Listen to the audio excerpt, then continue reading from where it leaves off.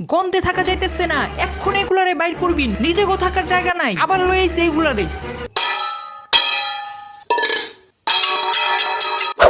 তেমন কিছু না, 3-4 দিন আগে দুটা মুরগির বাচ্চা নিয়ে আসছিলাম, তারপর থেকে আম্মুর চেহারা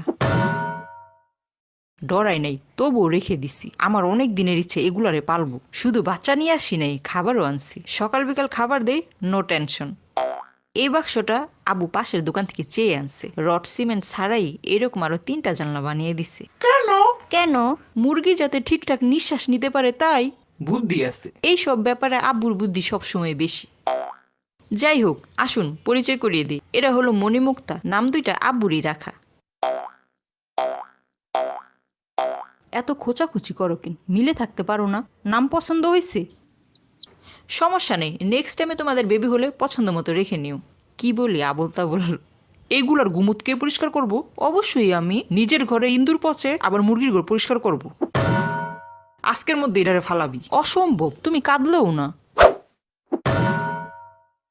আরাবি, মুরগির বেবি নিয়ে আসছি, জলদি আসো।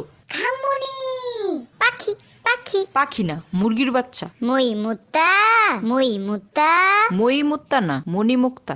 আমি নিয়ে যাব। একদম না, আমি দিলে তো।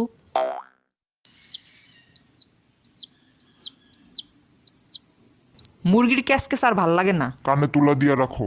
তবুও পোলা মেয়ের কিছু কইবা না। অন্যায় করলে তো বলুম।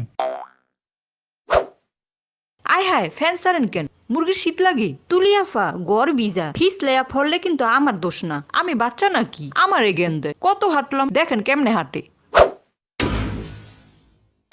কইছিলাম না আমার দোষ না। যেমন করেন মনে হয় ওইগুলো মুরগির না, আমনেরই বাচ্চা। কথা সত্যি। যাক, আমার ভালোবাসা টের পাইছে। ছোটবেলা থেকে এগুলোর প্রতি আমার অনেক নেশা, বাট কুকুর বিড়াল আমার পছন্দ না, বিকজ আমি ওদের ভয় পাই।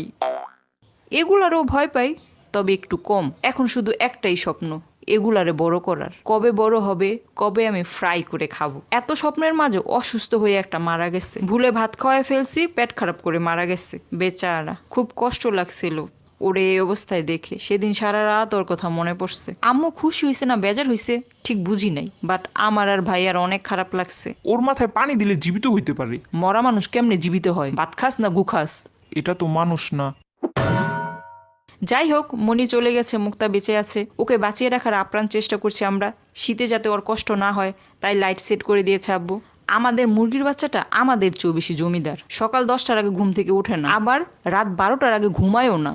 আমার বেবি, সরি মুরগির বেবি, আমার স্বভাব পাইছে। কথায় আছে না, সঙ্গ দোষে লোহা ভাসে, ওরও তাই। ভাবতাছি কয়দিন পর ওরে একটা মোবাইল কিনে দিব। বেচারা একা একা থাকে।